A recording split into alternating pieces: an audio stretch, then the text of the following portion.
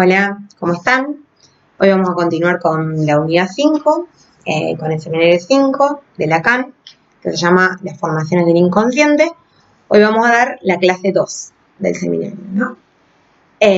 Bueno, como ya les he comentado, este es un seminario en el cual Lacan trabaja con el chiste de Freud, ¿no? Trabaja mucho con el libro del chiste de Freud y también con su escrito de la instancia de la letra en el inconsciente o las razones de Freud.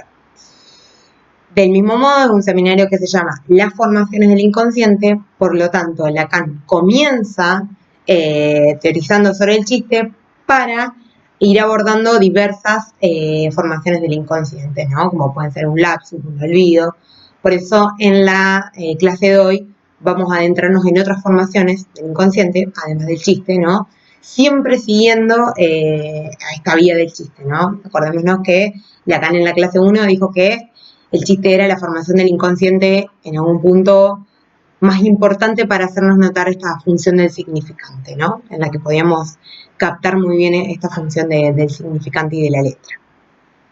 Bueno, para comenzar hoy vamos a seguir trabajando con el esquema. ¿Se acuerdan que la clase pasada trabajamos con lo que Lacan plantea como un esquema, que va a ser, podríamos decir, el piso de abajo de lo que después va a ser el grafo del deseo, ¿no? Como ya les comentaba.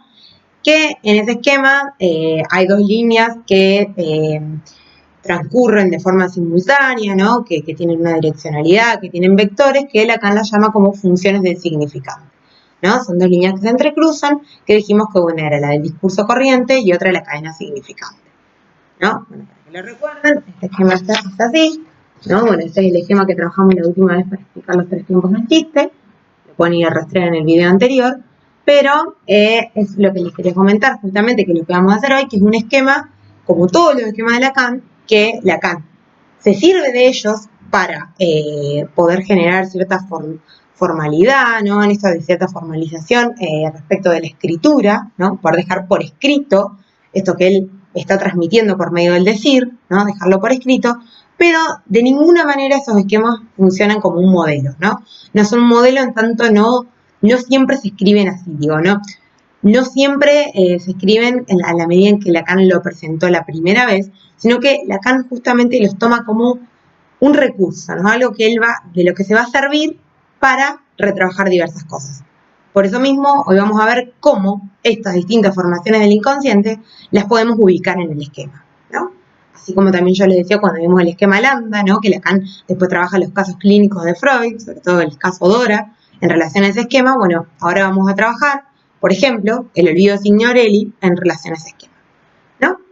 Así que para empezar, traje de estas pizarras móviles, traje esta última sobre los tres tiempos del chiste que trabajaba al final de la última clase, Lacan, de la primera clase, para hoy también ubicar el enunciado sobre el chiste de Famillonario, ¿no? Bueno, ustedes recuerdan que el chiste de Famillonario aparece en el libro Estampas de viaje de Henry Heine, ¿no? También lo toman otros autores que escribían sobre el chiste, como Lips, y bueno, y también lo toma Freud. Hay diversas versiones de lo que fue el enunciado de ese chiste, ¿no? Si ustedes van a Freud, van a ver que no es igual a como lo plantea acá Lacan, ¿no? Tengamos siempre en cuenta también este tema de la traducción, ¿no? De que Lacan leyó a Freud en alemán, a nosotros nos llegan los textos de Freud ya traducidos, los de Lacan también traducidos, ¿no? Entonces, ahí, por ahí nos perdemos algunas cosas o cambian algunos términos, ¿no?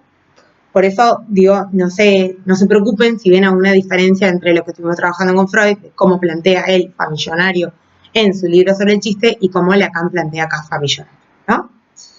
Bueno, la expresión que toma Lacan acá para mencionar cómo apareció este mensaje, ¿no? Acuérdense que Famillonario se ubicaba en el lugar del mensaje, en el grafo, es la siguiente, es esta expresión que dice así: tan cierto como que Dios ha de darme todo lo bueno, estaba yo sentado con Salomon Rothschild y me trató del todo como un igual, de una forma del todo famillonaria. Por eso que les traía este último esquema de los tres tiempos del chiste, porque ese enunciado lo podemos ubicar en el grafo también, ¿no? En este esquema. Acuérdense que decíamos que si bien el primer tiempo estaba acá, podría partir del yo-ye, siempre el lenguaje es anterior al yo, lo antecede, entonces siempre parte del lenguaje, ¿no? En esta dirección y a lo sumo vuelve, ¿no? Entonces, en este lugar del código, del lenguaje, vamos a ubicar a Dios, ¿no? Para seguir esta enunciación. Esperen que ahí lo comento bien. Primero quería decirles, recuerden este tiempo, ¿no? Dijimos acá el primer tiempo, acá el segundo tiempo y en estos dos momentos el tercer tiempo. Les invito al primer video para ver eso. Entonces acá, en este nuevo esquema, vamos a tratar de ubicar ese enunciado del chiste donde dice lo siguiente. Tan cierto como que Dios ha de darme todo lo bueno, estaba yo sentado junto a Salomón Rothschild y me trató como un igual, ¿no? De una forma del todo familionaria. A ver, en este enunciado podemos hacer la misma, podemos volver a jugar con esos tres tiempos del chiste, ¿no? En tanto, ubicando en el lugar del código, del gran otro, a Dios como un lugar de garante, ¿no? Como quien le da algo a el personaje del chiste, ¿no? Que está acá, que es Hilda Singh, que también puede ir Henry James, ¿no? Por esto de que tienen las mismas iniciales, que yo les decía la vez pasada, ¿no? Que comparten iniciales, entonces cualquiera de los dos pueden ir ubicado en ese lugar de yo-ye, en tanto Henry James es quien aporta este chiste, ¿no? Es quien hace, digamos, porta la ficción de Hilda Singh, pero es él, de algún modo, el que habla como Hilda Singh, ¿no? Digo, es él el autor del chiste. Y entonces está en relación con Salomón Rothschild, ¿no? Que yo le dije la vez pasada que lo ubica en el lugar de mi millonario. En esta relación imaginaria, donde hay una relación del yo con el objeto, ¿no? Y que es metonímica, es por desplazamiento. Entonces, como dijimos, tan pronto como de que Dios ha de darme todo lo bueno, ¿no? En esta dirección, Dios como garante, como el que da, como el donador, como que da todo lo bueno, ¿no? Le da a Hilda Singh, que está en este lugar. Él estaba sentado junto a Salomón Rothschild en esta relación imaginaria de igualdad, podríamos decir, de pares, ¿no? Incluso después podemos decir de rivalidad, ¿no? Esta cuestión imaginaria de reflexividad, ¿no? De que las líneas pueden ir y venir, por eso hago también esta vuelta, ¿no? Me trató de todo como un igual, ¿no? Como un igual, esta cuestión de igualdad imaginaria. De una forma del todo familionaria. Y acá vuelve, ¿no? Acuérdense, este tercer tiempo se ubicaba en dos lugares, desde el objeto al mensaje y desde el código al mensaje, en tanto el código sanciona, ¿no? Bueno, en ese punto es que Lacan va a ir situando, ¿no? Va a ir descomponiendo un poco este enunciado, ¿no? Diciendo, bueno, que primero se refiere a Dios, en tanto testimonio universal, ¿no? Después, en la próxima página ya no dice en tanto Dios ha de darme todo lo bueno, sino que dice en tanto Dios ha de darme todos los bienes, ¿no? Ya se pone en juego esta cuestión del dinero en relación al millonario, ¿no? Piensa, nunca, digamos, cuando trabajemos el chiste de famillonario, no pierdan de vista que Hilda Singh era un hombre pobre, pedicuro, agente de lotería, ¿no? Digo, él ubica a Dios como quien ha de darle todos los bienes, ¿no? Dice Lacan, parece una ironía, porque a alguien pobre, ¿cómo puede decir que tiene todos los bienes, ¿no? Y en ese punto se ubica como un igual respecto a este millonario que es Rothschild, ¿no? Bueno, interesante, ¿no? Esta nueva forma de pensarlo en relación al esquema. Entonces dice, tan cierto como que Dios ha de darme todos los bienes, es irónico, dice Lacan, ¿no? Estaba sentado junto a Salomón Rothschild del todo como un igual. Hace surgir el objeto, ¿no? Salomón Rothschild en el lugar de objeto. Y acá lo que dice Lacan es que prestemos atención a este del todo. Cada vez que alguien dice la expresión del todo, es porque justamente no se está seguro de eso, ¿no? Si yo tengo que enfatizar que es del todo, ¿no? Que tengo que llegar a afirmar esa completud, es porque no estoy seguro que sea efectivamente así, que sea del todo así. Por eso caigo en enfatizarlo, ¿no? Y entonces dice que después de eso se produce el fenómeno inesperado, el escándalo de la enunciación, va a decir Lacan, y es el famillonario, ¿no? De una forma del todo famillonariamente. Por eso es que ubicamos a famillonario en el lugar del mensaje, ¿no? En el lugar de la enunciación, en lo que tiene que ver con esta verdad, ¿no? Con el lugar de esta verdad, donde aparece algo del orden del sujeto, y donde justamente lo que se produce es algo del orden de este sentido, ¿no? Bueno, ya dijimos que Millonario en ese punto es una metáfora, es un chiste metafórico, ¿no? Entonces lo que se produce es un surgimiento de sentido, un sentido nuevo, y eso es posible debido a estas dos líneas que les comentaba, ¿no? Del objeto al mensaje y del código al mensaje, que el código sanciona que eso fue un verdadero mensaje. Bueno, entonces acá Lacan continúa hablando, ¿no? De esto de, en relación al fenómeno de la agudeza, que siempre es en el plano significante, ¿no? Tengan siempre presente la diferencia entre el chiste y lo cómico. El chiste es a nivel significante, lo cómico a nivel de imagen, ¿no? Entonces dice justamente que este fenómeno propio de la agudeza es debido a que ese significante escapa al código.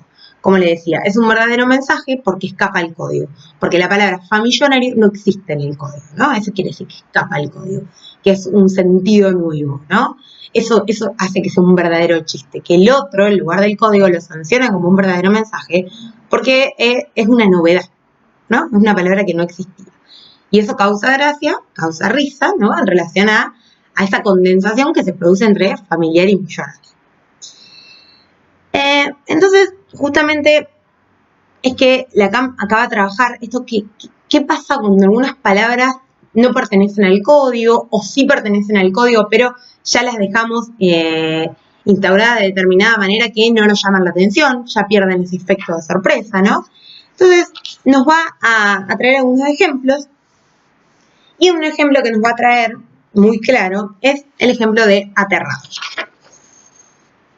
Ahí pueden ver bien. Un fibrón. Aterrado es un término de uso común, ¿no?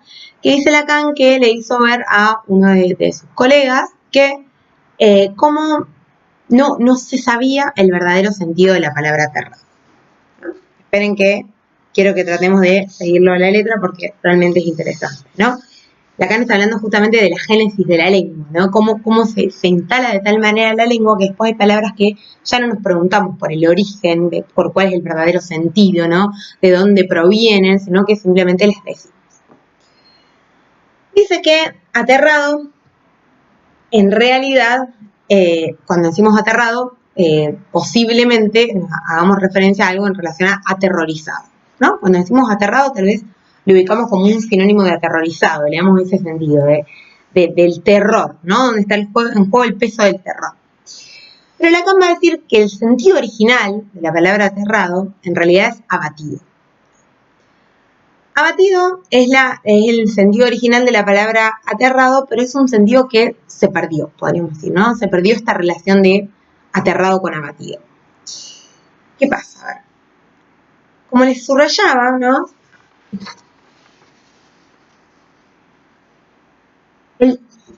El ter que aparece en aterrado es lo que hace que caiga este peso del terror en la palabra aterrado, ¿no? Y por eso caigamos en decir aterrorizado.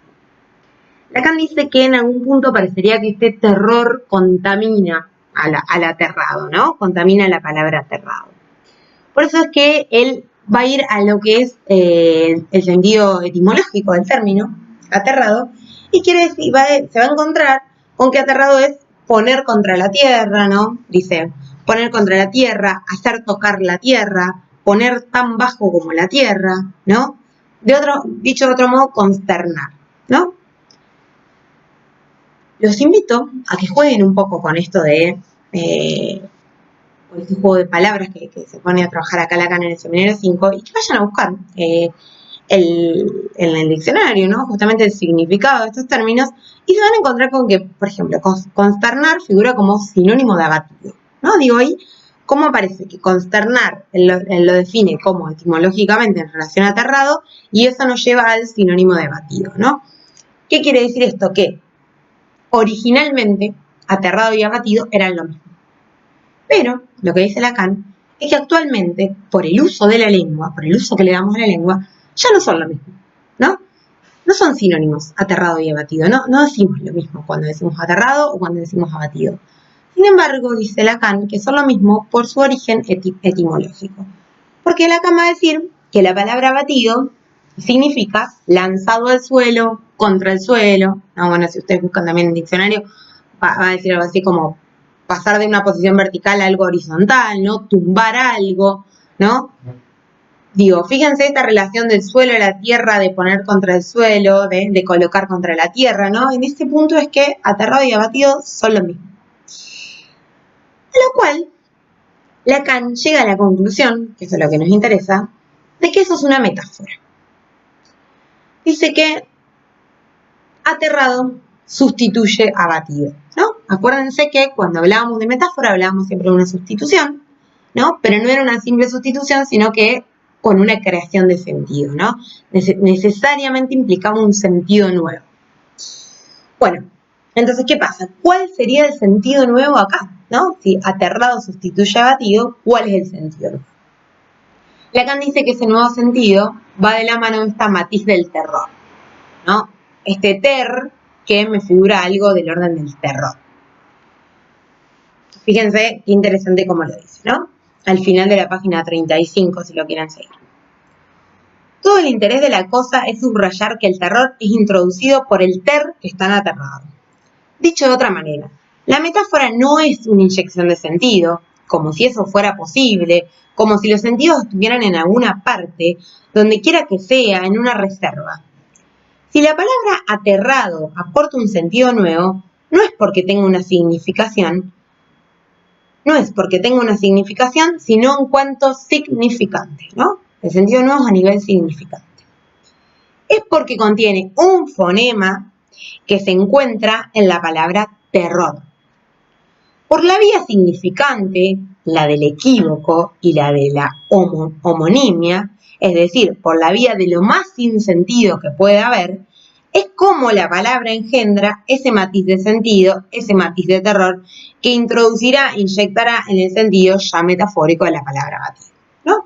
A ver, fíjense qué interesante, ¿no? Que lo que dice ahí, esto de que es a nivel significante, es por la vía significante de la homonimia, del fonema, que aparece ese sentido nuevo. Es por la vía de lo más sin sentido de la letra, ¿no? Acuérdense cuando trabajamos la instancia de la letra, dijimos que la letra era lo que menos sentido tenía. Es por la vía del fonema, de lo más sin sentido, que aparece un sentido nuevo, ¿no? El ter como tal podría ser la letra, de lo más sin sentido. Sin embargo, eso no llega al sentido nuevo del terror y le carga el peso del terror a la palabra aterrado, con lo cual eso hace que se olvide, que nos olvidemos del sentido original que tiene que ver con el echar por tierra, con la relación por la tierra. Cuando decimos aterrado, nos referimos a aterrorizados, ¿no? Como un sinónimo de estar aterrorizados, que hay algo del terror ahí, y nos olvidamos de que hay algo de la tierra puesto en juego, ¿no? Hay algo de colocar sobre la tierra, de estar abatido, de estar consternido, ¿no? Todo eso queda olvidado, queda reprimido, va a decir Lacan, ¿no? Pero fíjense lo interesante de esto, en realidad, que a ver, que podríamos decir, después de hacer todo este análisis, podemos decir que es una metáfora, ¿no? Que aterrado es una metáfora, en tanto sustituye abatido y crea un sentido nuevo por medio de este ter que da lugar al terror. Sin embargo, podríamos preguntarnos hasta qué punto es una metáfora, en tanto cuando usamos ese término en la lengua, no le damos ese sentido metafórico, ¿no? Podríamos decir, no es un verdadero mensaje, ¿no? Si lo ubicamos en el esquema que trabajábamos recién. No es un verdadero mensaje porque ya está gastada. Podríamos pensar que es una metáfora gastada, porque nos olvidamos del origen, nos perdemos ese sentido metafórico que tiene porque nos olvidamos del sentido original que tenía, ¿no? Nos olvidamos de ese sentido en relación a la tierra, ¿no? Y acá es donde dice que este matiz de aterrado queda establecido por el uso, ¿no? Ese uso que le dimos a la palabra, que en algún principio pudo haber sido metafórico, ¿no? Ya quedó gastado, ya no funciona como una metáfora en el uso de la lengua, porque es lo que le damos naturalmente, ¿no? De hecho, fíjense que cuando empezaba Lacan a comentarlo, decía que este amigo de él, este colega, se había sorprendido por el verdadero sentido de aterrado, ¿no? Fíjense hasta qué punto estamos tan tomados por el lenguaje que a veces hablamos sin saber lo que decimos, ¿no? Digo, hablamos pensando que decimos otra cosa y otro origen, otro sentido tiene ese término, Así que este lugar en relación a la tierra queda reprimido, dice la K, ¿no? Porque queda tomado por la relación al terror, ¿no? Ese termina siendo referencia al terror. Entonces, dice Lacan, bueno, que vamos a volver a millonario, ¿no? Después de hacer este desvío, comentando este ejemplo. Ustedes piensen que acá en este seminario van a aparecer muchos ejemplos, algunos van a ser más importantes que otros, pero la idea es poder pesquisar este nivel del significante, ¿no? Cómo funciona el significante en estos juegos de palabra que hacen que se produzca un sentido nuevo, ¿no? Digamos, se produzca una metáfora, se produzca una metonimia, ¿no? Se produzcan distintas cosas a nivel significante. Entonces dice Lacan, volvamos a Famillonario y se pregunta, ¿no? Se sigue preguntando, lo que ya viene sosteniendo en la primera clase, si Famillonaria podría ser un lapsus.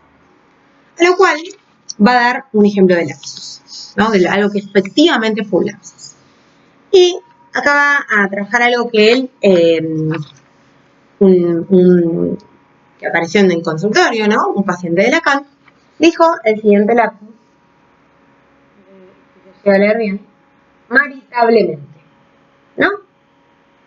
Que maritablemente es una condensación de dos términos que son maritalmente y miserablemente, ¿no? Es un verdadero lapsus.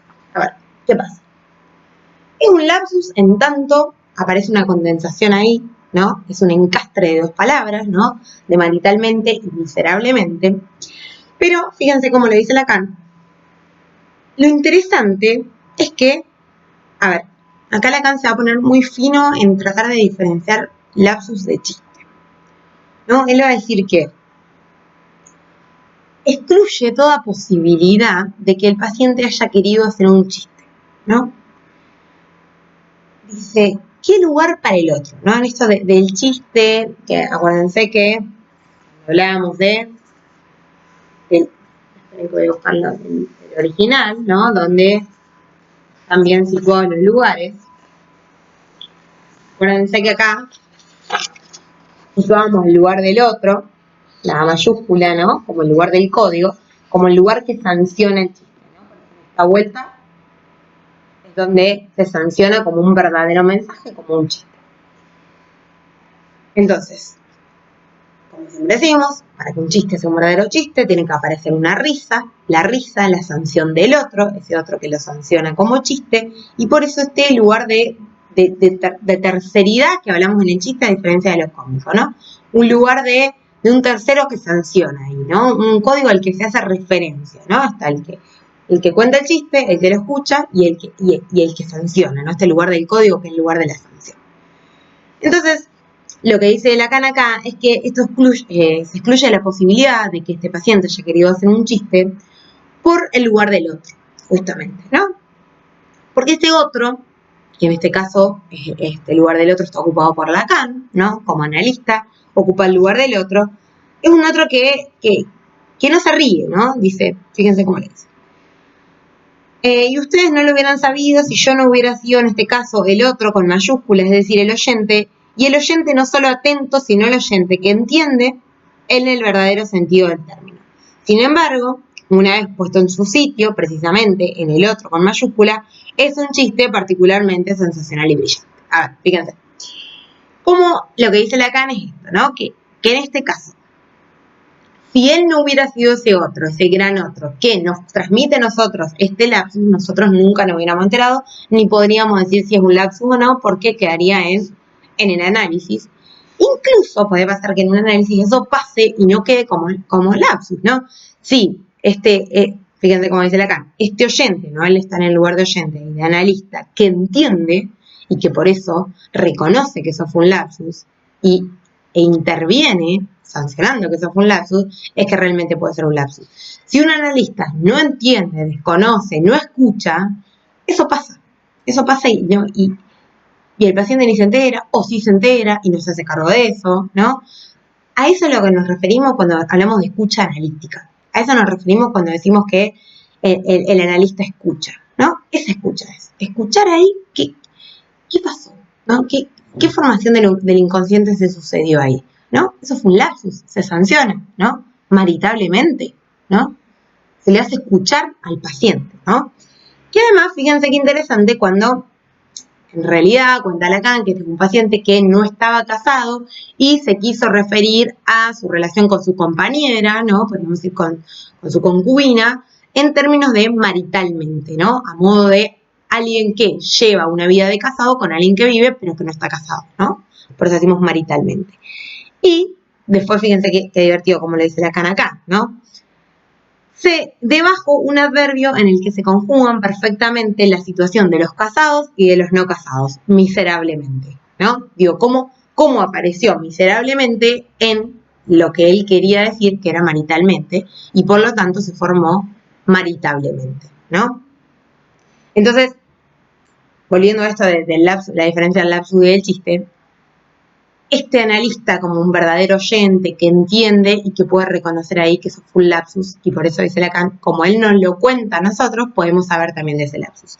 Pero después dice que si efectivamente existiera un verdadero otro, ¿no? Con mayúscula, un gran otro que sancione ese chiste, dice, es un chiste particularmente sensacional y brillante, ¿no? Fíjense cómo esto cambia según el contexto.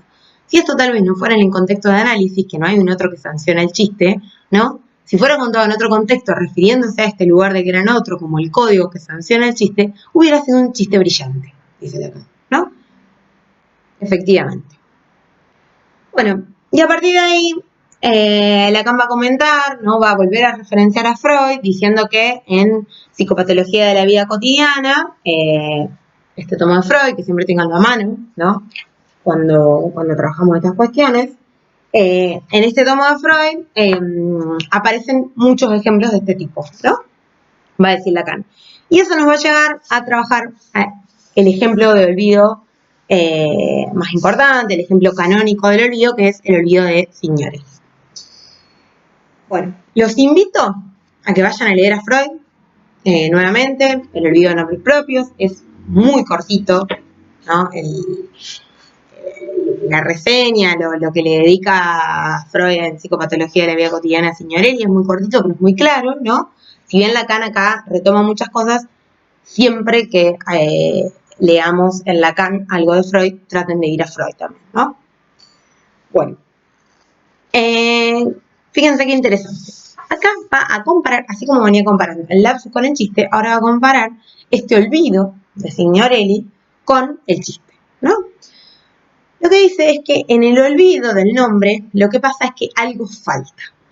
Ahí donde famillonaria surge una palabra, surge un sentido nuevo, algo va al lugar del mensaje, en el olvido justamente lo que pasa es que algo falta, ¿no? Algo no está ahí. Algo nos falta. Entonces va a hablar de la importancia que tiene el olvido del nombre, ¿no? Del nombre propio, justamente, y va a situar que está en juego también una cuestión de lengua, ¿no? De que este olvido es en una lengua extranjera, ¿no? En una lengua extranjera, el idioma que habla Freud, ¿no? Bueno, no sé si ustedes se acuerdan, tienen presente el olvido de Signorelli, ¿no? Bueno, se responde mínimamente. Freud iba en un coche viajando con un desconocido, ¿no? Iban comentando cosas y entre las cosas que van hablando, Freud quiere hacer referencia al pintor de los cuadros, de los frescos de la Catedral de Orvieto, ¿no? Que esos frescos se llaman Las Cosas Últimas, ese pintor es Signorelli, y no se le ocurre, se le olvida ese nombre, ¿no? Se le olvida Signorelli, se le olvida, no le sale, y lo que aparece, como él llama nombre sustitutivo, ¿no? Freud lo va a llamar un olvido con recordar falso. Esos nombres sustitutivos son Botticelli y Voltaggio. Esa es la escena, termina ahí, ¿no? Digo, una escena muy cotidiana, a todos nos pasa que nos solemos olvidar cosas y sobre todo, si prestan atención, se van a dar cuenta que nos solemos olvidar nombres propios. Ya sea de actores, de nombres de bandas, nombres de películas, ¿no? Digo, todo a nivel ahí de esta nominación, pero fíjense como casi siempre nombres propios de esto de personas, ¿no? El nombre de un actor, el nombre de alguien, ¿no? Es lo más común ahí, nombre propio. Entonces, ya le digo, la escena queda ahí.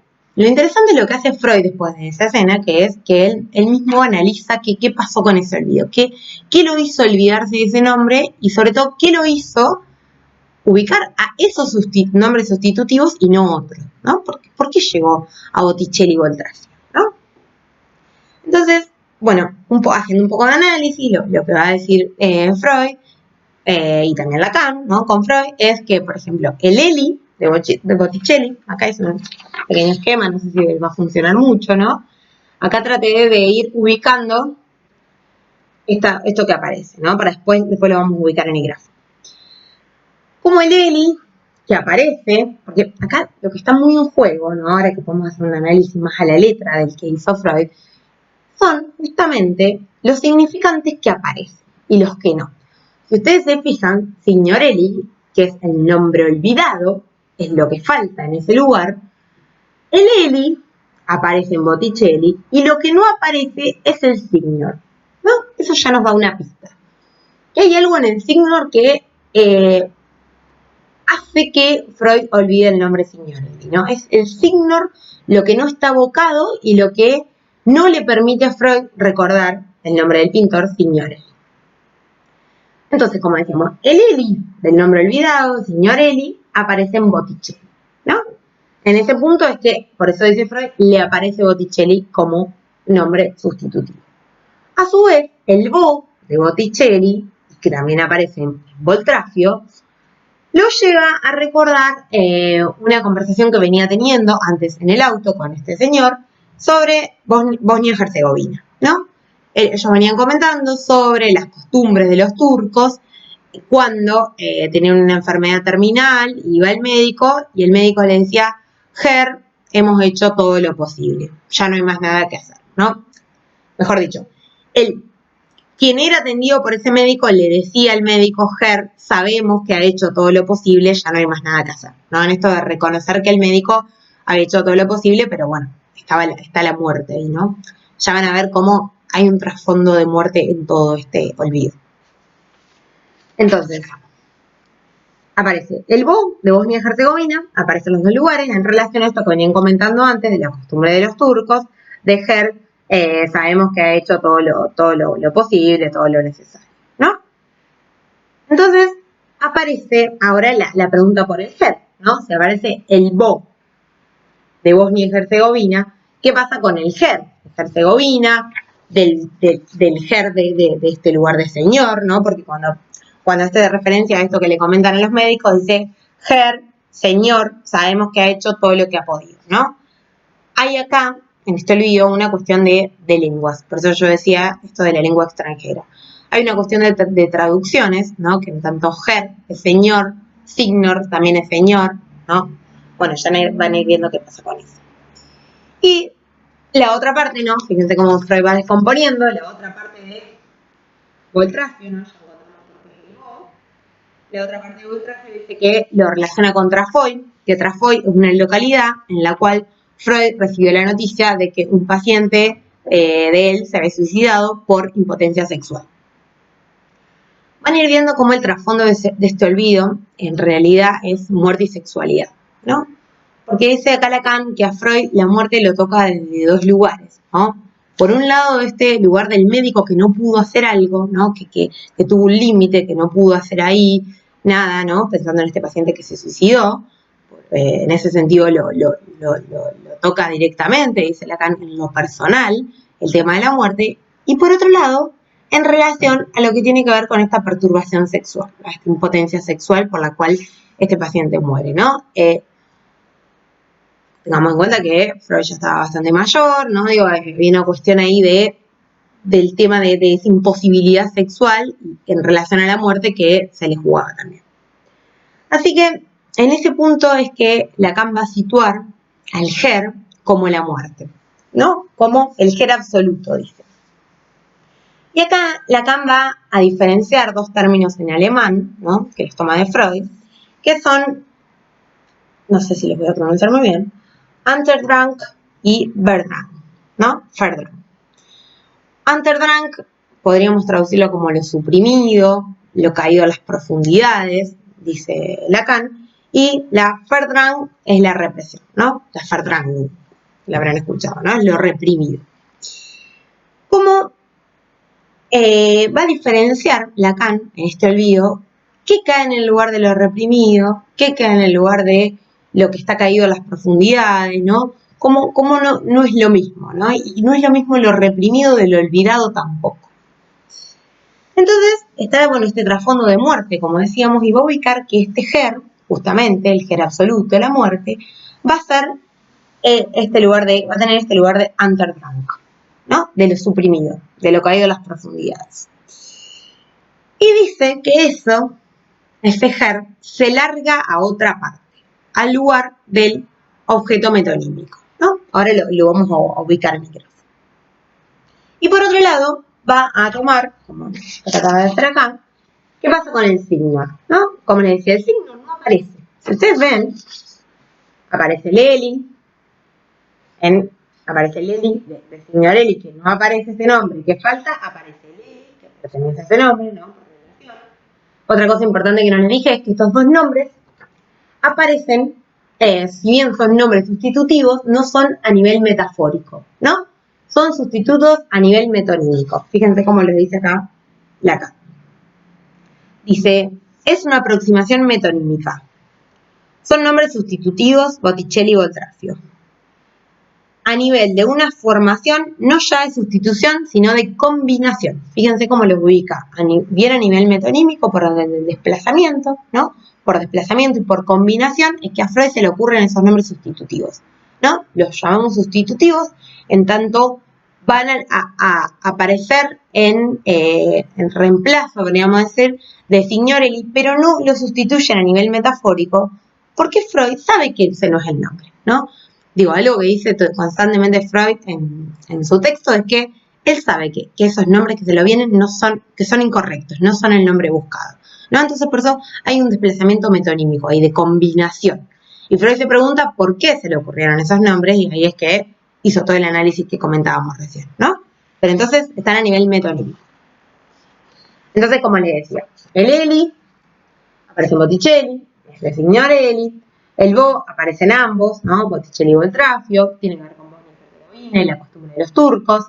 El Ger tiene que ver con la costumbre de los turcos. Ger sabemos que ha hecho todo lo posible, ¿no? Pero tampoco aparece, ¿no? Fíjense que si seguimos a la letra, el Ger no aparece porque dijimos en la muerte absoluta. Podríamos decir, es la represión original, ¿no? Esa represión primaria de la que habla Freud, eso que de lo que Lacan dice algo así como eso de lo que no se habla, pero que está constantemente por aparecer, ¿no? Está en permanente conexión. Y por último, el Signor, que tampoco aparece, ¿no? Y que es justamente el Signor lo que le impide a Freud recordar el nombre del pintor Signorelli, ¿no? Entonces ahora lo vamos a ir ubicando en el grafo, ¿no? Pero lo que dice respecto a Signor es que no puede ser evocado, ¿no? Y por eso no aparece.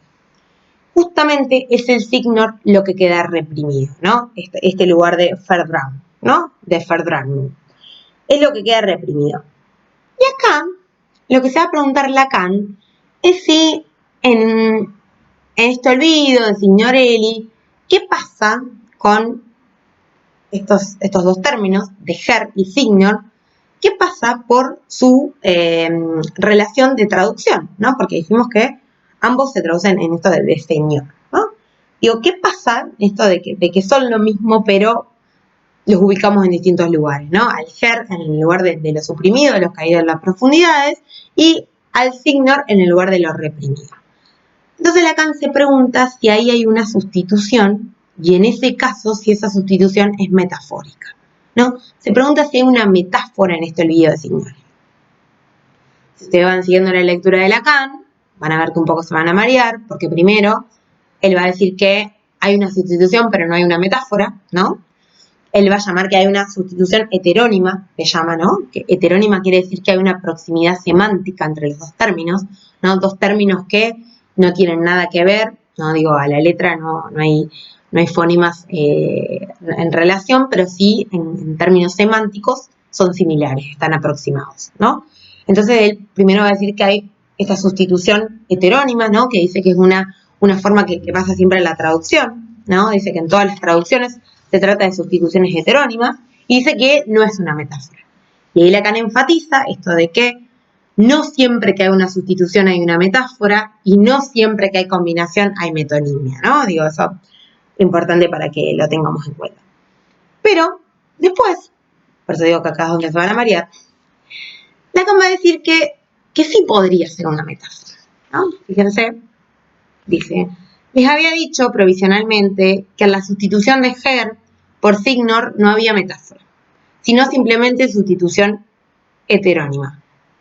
Vuelvo a este punto para decirles que en esta ocasión, por el contrario, signor, por todo el contexto con el que está relacionado, a saber, el pintor Signorelli, el fresco de Orvieto, la evocación de las cosas últimas, representa precisamente la más bella de las elaboraciones de esa realidad imposible de afrontar, que es la muerte, ¿no? Precisamente contándonos 1000 ficciones tomado aquí en el sentido más verídico, sobre el tema de los fines últimos, es como metaforizamos, domesticamos, hacemos entrar en el lenguaje la confrontación con la muerte, ¿no? Bueno, queda pues claro que aquí Signor, en la medida en que está vinculado con el contexto de Signorelli, sí presenta una metáfora. Bueno, empecé la atención acá, ¿no? A ver, si traducimos un poco lo que dice Lacan acá, es que, ¿cómo? En esta sustitución de her y signor, ¿no? En la sustitución de her por signor, que signor sustituye a her, habría una metáfora, en tanto ahí está este trasfondo de muerte, ¿no? Recordemos que el pintor del nombre olvidado, Signorelli, pintó el fresco de Orvieto que se llama Las cosas últimas. Las cosas últimas, entre ellas, ¿no? Está la muerte, ¿no? La muerte es una de esas cosas últimas que pintó Signorelli. Entonces, este lugar de la muerte que aparece como trasfondo de este olvido, ¿no? Con todas las asociaciones libres que hace Freud, podría ser una metáfora, ¿no? En tanto está vinculado con este contexto, dice Lacan, ¿no? Por este contexto podría ser una metáfora, en base a esa sustitución. Sin embargo, dejemos esta pregunta abierta, no nos adelantemos porque vamos clase por clase, pero lo que vamos a llegar a decir es que, en realidad, Signorelli es una metáfora no lograda, ¿no? Una metáfora no lograda o una metáfora fallida, ¿no?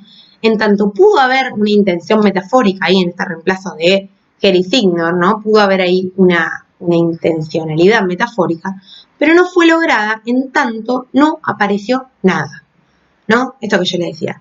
En el lugar del mensaje, cuando aparece famillonario, en el olvido de Signorelli no aparece nada, porque justamente algo falta, algo no va ahí. Podríamos poner una X, ¿no? Algo no está ahí, algo no aparece, ¿no? Entonces, eso hace que no podamos hablar de metáfora, porque no aparece nada. No hay creación de sentido, no hay un sentido nuevo, no hay nada, ¿no? Hay un olvido, hay un vacío, ¿no? Un vacío con recordar sustitutivo, ¿no? Con nombres sustitutivos, que por eso quedan en el plano metonímico, ¿no? Bueno, pero interesante, ¿no? Fíjense cómo incluso Lacan está aterrizando esto sobre la metáfora y él mismo recula, ¿no? Él mismo va dudando, supone una cosa, después supone otra, ¿no? ¿Hasta dónde podría ser una metáfora o no? Esto por ahí es lo interesante de ir leyendo un poco a Lacan más a la letra, ¿no? Fíjense que el ejercicio que estamos haciendo en este momento, ¿no? En esta época del año, es poder leer a Lacan continuado, poder leer 4 clases seguidas de un seminario. Si ustedes recuerdan lo que venimos trabajando, leíamos un poco más salpicado, más salteado, una clase del seminario 2, otra del 1, ¿no? Alguna del 3. Acá estamos haciendo el ejercicio de ir continuando a Lacan como si estuviéramos asistiendo a sus clases del seminario, ¿no? Entonces, fíjense cómo él va yendo y viniendo, ¿no? En esto de que no le termina de quedar claro esta cuestión, ¿no? Por eso la va descomponiendo, ¿no? La va empezando a introducir. Eso es lo interesante de ir leyendo clase por clase, que tranquilamente estas 4 clases se podrían dar juntas a modo más acabado. Bueno, Lacan dice esto, y nos perdemos por ahí ida y vuelta que al mismo autor le va pasando, ¿no? Bueno, y en ese punto ya estamos preparados para ubicar el olvido de Signorelli en el. Bueno, como les decía, Signor es lo reprimido, ¿no? Lacan va a decir que lo reprimido queda rebotando entre el código y el mensaje. Dice, como una pelota que rebota entre el código y el mensaje, ¿no? Queda acá, no pasa. Por eso mismo no hay un verdadero mensaje, porque Signor queda reprimido, ¿no? Entonces no puede pasar al nivel del mensaje. Por otro lado, estos son los llamados restos metonímicos, ¿no? O las huellas, ¿no? Pero esperen que lo vamos a buscar bien los términos en lo que lo ubica Lacan, ¿no? Porque es muy interesante. Como Bo y Eli, ¿no? Acuérdense que acá hablábamos de lo que aparece y lo que no. Bo y Eli aparecen, ¿no? Pero no aparece, signo no aparece. Entonces, como Bo y Eli, que son los que aparecen, quedan en este lugar, ¿no? De metonímico, ¿no? Acuérdense que eran sustitutos metonímicos que se desplazaban, y en el lugar de objeto aparece Her, ¿no? Fíjense cómo, esperen que quiero encontrarle cómo lo dice Lacan. Ahí está. Her se ha alargado al lugar del objeto metonímico. Her se ha alargado al lugar del objeto metonímico, ¿no? Donde poníamos beta prima. Es por ello, y por ello, por una buena razón, amenazaba con estar demasiado presente. Esto es lo que yo le decía, ¿no? Amenaza con estar demasiado presente, amenaza con aparecer. Piensen que Freud va a decir que su olvido termina teniendo mucha relación con su tema anterior, que vino hablando, y con algo que él quería olvidar, ¿no? Freud dice que quería olvidar la muerte de este paciente que se suicidó por impotencia sexual, y con la intención de olvidar eso, se olvidó el nombre, ¿no? Digo, quiso olvidar una cosa y se olvidó de otra, ¿no? Se olvidó el nombre de este pintor. Porque quedó tomado con eso anterior, ¿no? Entonces dice, y por una muy buena razón, amenazaba con estar demasiado presente en la continuación de aquellas conversaciones. Encontramos los restos, las ruinas de ese objeto metonímico, a saber, el Bo, que se combina con la otra ruina del nombre que en aquel momento se reprime, o sea, Eli, para no aparecer en el otro nombre sustitutivo, ¿no? Fíjense, bueno, acá lo que dice es que el Eli después se reprime porque aparece en un solo nombre sustitutivo. En cambio, el Bo aparece a los dos, ¿no? Quedan acá, en este plano de lo metonímico, ¿no? De puro desplazamiento. Son las huellas del objeto metonímico, las ruinas. Y como les decía, el Her y el Signor no aparecen, ¿no? En esto no aparecen ni siquiera en los nombres sustitutivos, ¿no? Sino es por esta asociación, ¿no? Entonces dice Lacan, el Signor no se encuentra entre las huellas, los fragmentos del objeto metonímico quebrado. Esto es lo que podemos explicar ahora. Si Signor no puede ser evocado, si él es la razón de que Freud no pueda dar con el nombre Signorelli, es porque está implicado. Está implicado a través de Her. Her ha sido efectivamente pronunciado en un momento particularmente significativo de la función que puede adquirir como Her absoluto, en el lugar de Unterdrank. El Signor solo está implicado en la medida en que simplemente puede traducir Her o Her.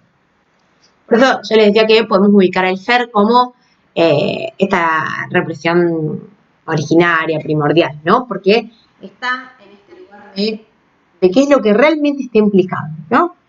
O sea, el Signor solo queda reprimido por la relación con el Her, ¿no? Por ser la traducción del Her, ¿no? En ese sentido es que queda reprimido y por eso aparece este nivel de sustituto, ¿no? Y la pregunta de Lacan de si es efectivamente o no una metáfora, ¿no? Bueno, después Lacan continúa un poco, ¿no? Va a haber otro ejemplo de Aliquis, no sé si era tan necesario nombrarlo acá, ¿no? Lo podemos seguir trabajando, lo podemos trabajar en consulta. También podemos trabajar esto que vimos hoy, ¿no? Yo sé que por ahí es bastante complejo pensar estas cuestiones en relación al grafo, pero bueno, están estos espacios de consulta. Pero antes de eso no quería terminar el video sin antes mencionar esta cuestión del título, ¿no? De la clase. Acuérdense que cuando decimos los títulos de las clases, casi siempre estamos atravesados por el título que le puso Miller a la clase, ¿no? Dijimos que Lacan dictaba su clase, pero las publicaciones del seminario fueron a partir de su yerno. Entonces él también tituló muchas de estas clases. Por ende, no llegamos a saber si Lacan la tituló el fatuo millonario o su familiar, ¿no? Digo, queda ahí esa duda. Pero es interesante pensar que lo que está en juego ahí es la relación de objeto, ¿no? El lugar de objeto, donde en la clase pasada dijimos que se ubicaba mi millonario, ¿no? Hoy ubicamos, cuando ubicamos los lugares del sistema millonario, hoy ubicamos ahí el lugar de Rothschild, ¿no? Justamente del millonario, ¿no? En este lugar de objeto. Acuérdense que ¿por qué? Por esta relación imaginaria, metonímica, ¿no? De el yo con el objeto y de esto del todo común igual, ¿no? De un modo del todo familiar. Pero lo que es interesante es que acá Lacan empieza como a jugar con esto del objeto, ¿no? Y a decir que es famillonario, ¿no? Por eso dice, millionaire, sería el término en alemán, millionaire, Lacan le va a poner familionaire, no, perdón, mejor dicho. Familionaire es el chiste en francés, ¿no? Familionaire. Y Lacan lo que va a hacer es poner un guión y decir familionaire, que son igual, pero se escribe fat millionaire. Fat millionaire. Esto lo pueden encontrar en una nota al pie, ¿no? Con los términos en francés, en donde justamente lo que aparece ahí, fíjense cómo se juega con esto de la escucha, ¿no? Se dice igual, familionaire, ¿no? Pero uno se escribe famillonario y otro fatuo millonario. ¿Qué pasa? Lacan con esto va a jugar con este lugar del millonario, este lugar de objeto, ¿no? Este lugar del fatuo millonario, lo que hoy nosotros podríamos llamar como un nuevo rico, ¿no? ¿Qué lugar hay para el millonario? ¿Qué relación con ese millonario? ¿Qué tipo de millonario? Después termina diciendo este lugar de un loco millonario, ¿no? Un millonario alocado. Descompone un poco ese lugar de millonario, ¿no? En tanto esta relación con el yo, ¿no? En esta relación objetal. Y también hace relación, por relación a la letra, ¿no? Lo que podría decir en relación a la fama, ¿no? Famillonario en relación a la fama, al fam, que es el hambre, ¿no? Al hambre, cómo aparecen todas esas cuestiones que están de trasfondo también en el chiste de famillonario, ¿no? Pero bueno, eso para que lo tengamos presente porque vamos a seguir trabajando con ese lugar de millonario, de qué importancia tiene ese lugar de millonario para quien es el autor de ese chiste, que es Henry Heine, ¿no? ¿Qué lugar del millonario para Henry Heine, ¿no? Bueno, si recuerdan en Freud, está toda esta cuestión de su tío, millonario, que tenía una hija, que era la prima de Heine, con la cual él se quería casar, ¿no? Este tío también se llamaba Salomon Heine, como el millonario de chiste que se llama Salomon Rothschild, ¿no? Hay una cuestión que lo implica Heine en el chiste y que por eso este lugar del millonario es tan importante, ¿no? Ya vamos a ver en las próximas clases qué es lo que queda reprimido en Famillonario, así como vemos qué era lo reprimido en Signorelli, ¿no? El Signor es lo reprimido en Signorelli, que en donde Freud está implicado. Ya vamos a ver qué es lo reprimido en Famillonario, en donde Heine está implicado, ¿no? Eso reprimido es donde siempre está implicado. Por eso no se puede decir, en caso del olvido, ¿no? Por eso Freud no lo puede decir. Por eso no puede dar con el nombre Signorelli, porque está el Signor, ¿no? Bueno, espero que les haya servido. Nos vemos en consulta mañana. Por cualquier duda, comentario, o lo que les parezca. Hasta la próxima.